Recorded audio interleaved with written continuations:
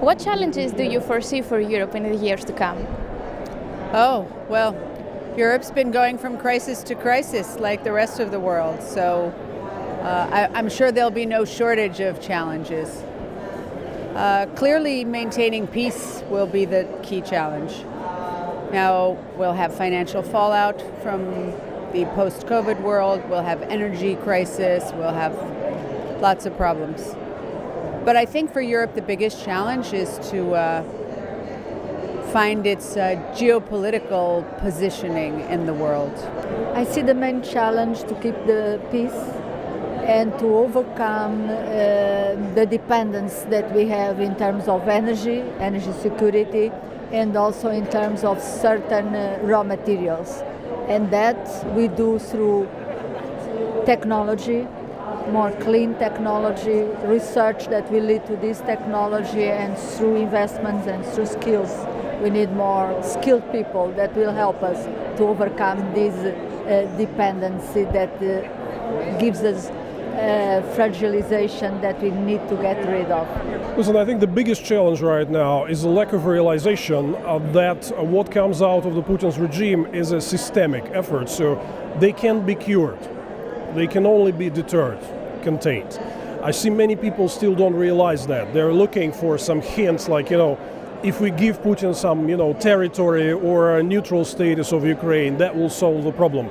I think many people in Europe still need to go quite a long way to realize that that's a systematic problem with the nature of the regime. It's a predatory dictatorial regime which will never stop attacking its neighbors, expanding its zones of influence until Putin and his allies remain in power such as they are. So I think we should be less afraid to speak about regime change in Russia as an ultimate goal. Well, in the EU we need to understand that this is the deepest geopolitical crisis for the whole European continent, including European Union. And EU needs to see how EU will come out from this crisis becoming stronger.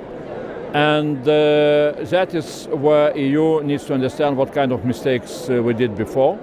And I would say two biggest changes need to be introduced. First of all, in our relationship with Russia, or towards Russia, we need to abandon, idea of keeping, going on dialogue with Putin.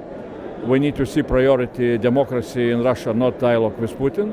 And second, we need to be much more ambitious with our agenda towards, Ukraine, towards Eastern Partnership countries, bringing them, closer to European Union, introducing really much more ambitious integration agenda, and giving them, clear perspective of becoming members of EU.